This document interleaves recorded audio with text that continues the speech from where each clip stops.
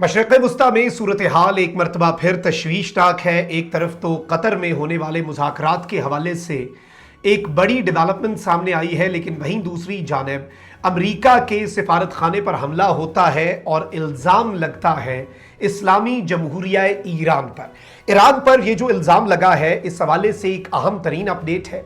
और क्या ये कशीदगी बढ़ेगी या यहीं पर रुक जाएगी?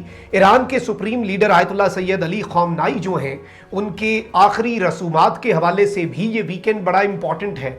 क्या इस दौरान कोई मिस एडवेंचर हो सकता है? इस हवाले से भी कुछ अहम अपडेट्स हैं।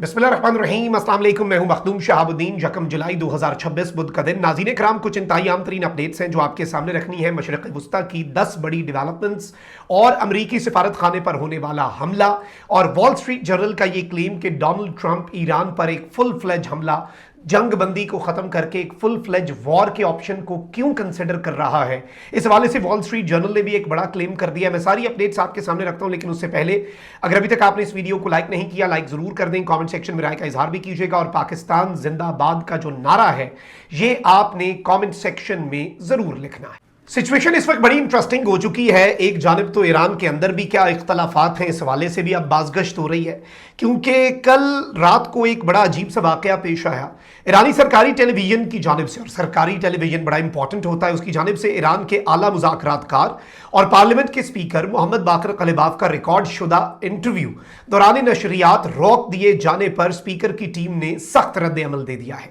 एक तो ये इंटरव्यू लाइव नहीं था, लाइव में भी एक स्पीकर और आपका टॉप निगोशिएटर अगर कोई बात कर रहा है तो उसे सरकारी टीवी क्यों काट रहा है? और अगर रिकॉर्डेड इंटरव्यू है तो वो पहले सुना गया होगा। रिकॉर्डेड इंटरव्यू की नशरियात भी रोक दी गई, और अब इसके ऊपर स्पीकर की टीम ने सख्त रद्द अमल दिया है। ईरानी पार्लियामेंट के मीडिया सेंटर ने अपने बयान में कहा कि यह गुफ्तगू नशरियात से 2 घंटे कबल ही इस्लामी जमहूरिया ईरान ब्रॉडकास्टिंग के हवाले कर दी गई थी, ताहम इसे दौरान नशरियात अचानक रोक दिया गया। पार्लियामेंट के मीडिया सेंटर ने अपने बयान में कहा कि इंटरव्यू का कोई हिस्सा नशर न करने से मुतल्लिक पार्लियामेंट मीडिया सेंटर से मुशावरत होनी चाहिए थी कि ये वाला पार्ट हमने नहीं चलाना या हमें इन्फॉर्म करते।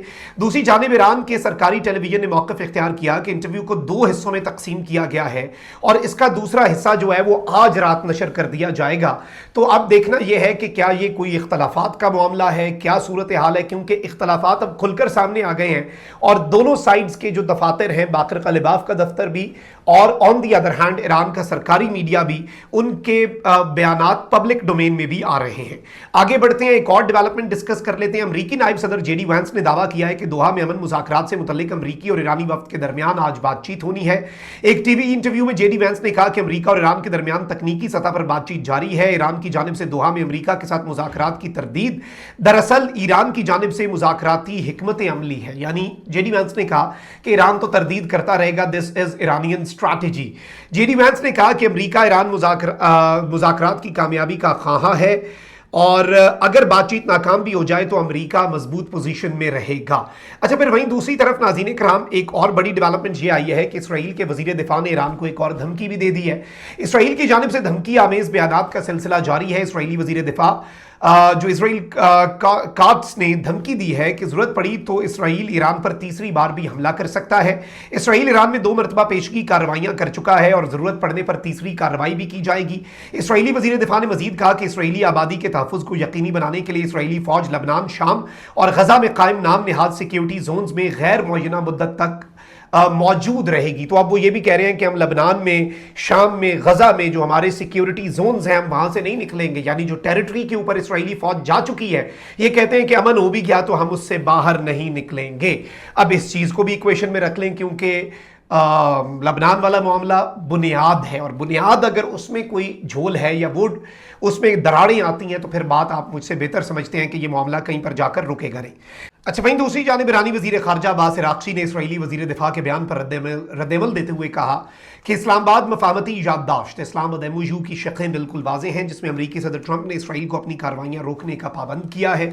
इसराइल अमरीका की हिदायत को नज़रअंदाज करेगा तो ईरान इसराइल को डायरेक्टली सबक सिखाएगा।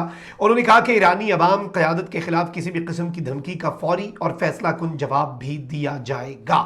अब यह भी एक बड़ी डेवलपमेंट है। इसी सब में चाइना भी मैदान में आया और इसने امریکہ اور ایران کے درمیان جو عبوری معاہدہ ہے, جو اسلام آباد MOU ہے, اس کے تحفظ اور اس پر مؤثر طریقے سے عمل درآمد پر زور بھی دیا ہے, کیونکہ سچویشن خراب بھی ہو سکتی ہے. ترک وزیر خارجہ نے بھی سٹیٹمنٹ دیا اور انہوں نے کہا کہ اسرائیل کی توسیع پسندانہ پالیسی مشرق وسطیٰ میں افراتفری کا باعث بن چکی ہوئی ہے. اب یہ ساری چیزیں اپنی جگہ پر موجود ہیں, لیکن وہیں دوسری طرف دوحہ میں کیا ہو رہا ہے یہ سمجھنا ضروری ہے. دوحہ میں as per our information, initial information جو ہمیں سمجھ آ رہی ہے, ناظرین کرام سمجھ ہمیں یہی آ رہی ہے کہ معاملہ جو ہے وہ ڈائریکٹ ٹاکس شاید ایران جو ہے وہ اس طرح سے نہیں کرنا چاہ رہا, اور ایران جو ہے وہ انڈائریکٹ ٹاکس کی طرف ہی بڑھے گا. اور اس سب کے اندر ایران کے کچھ ایسٹس جو کہ قطر کے اندر ہی منجمد ہیں, ان کو انفریز کرنے کی بات جو ہے وہ مین ایشو ہے. اور اب عرب میڈیا نے ذرائع کا حوالہ دیتے ہوئے بھی کہا ہے کہ دوحہ میں امریکہ اور ایران کے درمیان بالواسطہ مذاکرات کے دوران ایران کو $3 ارب جاری کرنے پر ابتدائی اتفاق ہو چکا ہے. ذرائع نے مزید بتایا کہ ایران نے شرط رکھی تھی کہ مذاکرات میں پیش رفت کے ساتھ $3 ارب جاری کیے جائیں. ذرائع کے مطابق آبنائے ہرمز کی صورتحال پر بھی عمان کی جانب سے پیش کردہ نئی تجویز کی بنیاد پر بات چیت جاری ہے, جبکہ وفود مشاورت کے لیے اپنے اپنے ممالک واپس بھی جائیں گے. عرب میڈیا کے ذرائع کے مطابق امریکہ اور ایران کے درمیان بالواسطہ تکنیکی مذاکرات آج دن کے آغاز میں ہی شروع ہو چکے تھے. مذاکرات میں قطر اور پاکستان ثالثی کا کردار ادا کر رہے ہیں اور انڈائریکٹ ٹاکس جو ہیں انہیں فیسیلیٹیٹ بھی کر رہے ہیں. اب آتے ہیں ایک اور بڑی اہم ترین ڈیولپمنٹ کے اوپر جو کہ امریکہ کے لیے بڑی پریشان کن ہے. ایران کے ساتھ ایک اہم ترین ملک ہے عراق, اور عراق جو ہے اس میں آپ کو پتا ہے کہ امریکہ کا بڑا فٹ پرنٹ ہے. عراق کے اندر ایک اور چیز ہوتی ہے, جنگ جو ہے وہ ایک بڑے ڈیفرنٹ طریقے سے چلتی آئی ہے. یعنی امریکہ کی کچھ حمایت یافتہ ملیشیاز اور کچھ پراکسیز ہیں, کچھ ایران کے حمایت یافتہ گروہ ہیں. ایون یہ عراقی کردستان کے اندر ایران مخالف, اور وہ ایون بارڈر پہ ایران کو بڑا ٹف ٹائم دیتے ہیں. پھر اسی طرح سے ایران کے حمایت یافتہ گروہ جو ہیں, اور اس میں یہی سمجھا جاتا ہے کہ کچھ کے پیچھے ویسٹ ہے, کچھ کے پیچھے ایران ہے, اور انہی کی آپس میں ایک کھیل جو ہے وہ چل رہا ہے. اب اچانک سے ناظرین کرام پہلے تو یہ چیز ہوئی کہ ایک میجر فائر جو ہے وہ بغداد انٹرنیشنل ایئرپورٹ جو ہے اس کے اوپر دیکھی گئی, اور یہاں پر بتایا گیا کہ تھک بلیک سموک جو ہے it was visible from a distance, بڑا ہی گاڑا قسم کا کالا دھواں جو ہے وہ بغداد انٹرنیشنل ایئرپورٹ کے قریب بھی دیکھا گیا, اور اس آگ کا سورس جو ہے وہ نہیں بتایا گیا, اور اس کی وجہ کیا ہے وہ بھی نہیں بتائی گئی.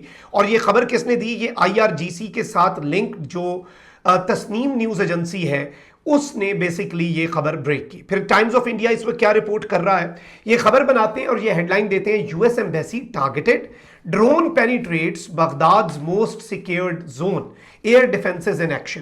ہوا یہ ناظرین کرام کے ہیویلی فورٹیفائڈ ایک گرین زون ہے بغداد کے اندر. یہ گرین زون وہ ہے جس کے اوپر بہترین قسم کا ایئر ڈیفنس لگا ہے, جہاں پہ سفارت خانے ہیں, جہاں پر ایمبیسیز اور انٹرنیشنل سٹیک ہولڈرز ہوتے ہیں. اور اس سب کے اندر بتایا یہ جاتا ہے کہ ڈرون جو ہے اس نے بریچ کیا. اس گرین زون میں کوئی ڈرون آ نہیں سکتا, لیکن یہ ڈرون جو ہے یہ اس گرین زون میں داخل ہوا جہاں پر امریکہ کا سفارت خانہ بھی ہے, اور عراق کی فورسز نے اسے اس گرین زون کو پینیٹریٹ اور بریچ کرنے کے بعد شوٹ ڈاؤن کیا. عراقی آفیشلز کے مطابق سیکیورٹی فورسز نے ایک سمال ڈرون جو ہے وہ ڈیٹیکٹ کیا جو کہ ایک ریسٹرکٹڈ ایئر سپیس کے اوپر چل رہا تھا, اور فورن ڈپلومیٹک مشنز جہاں پر امریکہ کی ایمبیسی بھی موجود ہے اس کے قریب یہ اپنی پرواز کر رہا تھا. لیفٹیننٹ جنرل سعد مان نے کہا کہ ڈرون جو ہے اسے ریپیٹڈ اٹیمپٹس کے بعد ہم نے انٹرسپٹ کیا, کوئی کیجویلٹی یا میٹیریل ڈیمیج تو نہیں ہوا. اور یہ انہوں نے یہ بتایا, اور عراق کا میڈیا یہ کہہ رہا ہے کہ یہ ڈرون امریکہ کی ایمبیسی کی طرف جا رہا تھا, اور اس کے اوپر اس وقت خاموشی ہے, اور اس کا اوریجن نہیں پتا چل رہا کہ یہ کہاں سے چلا. یہ ایران نے چلایا یا ایران کے حمایت یافتہ کسی گروہ نے چلایا یا کسی ایسے ایلیمنٹ نے چلایا جو چاہتا ہے کہ ایران پر اس کا الزام لگ کے دوبارہ سے جنگ چھڑ جائے. یہ پاسبلٹی بھی ہو سکتی ہے, وداؤٹ اے ڈاؤٹ یہ پاسبلٹی بھی سامنے آ رہی ہے. وہیں دوسری طرف وال اسٹریٹ جرنل نے ایک بڑا تشویشناک کلیم کیا ہے کہ Donald Trump is considering to return to all out war with Iran. امریکی صدر ڈونلڈ ٹرمپ جو ہے وہ کنسیڈر کر رہے ہیں کہ ایک آل آؤٹ وار جو ہے وہ ایران کے ساتھ شروع کر دی جائے. یہ بھی ایک پریشان کن چیز ہے. تو ایک بڑا فریجائل سا سیز فائر ہے, لیٹس سی معاملہ کہاں پر جا کر رکتا ہے, لیکن ابھی تک کی یہ ڈیولپمنٹس تھیں جو آپ کے سامنے رکھنا ضروری تھیں. اپنا بہت خیال رکھیں. نگبان پاکستان زندہ باد.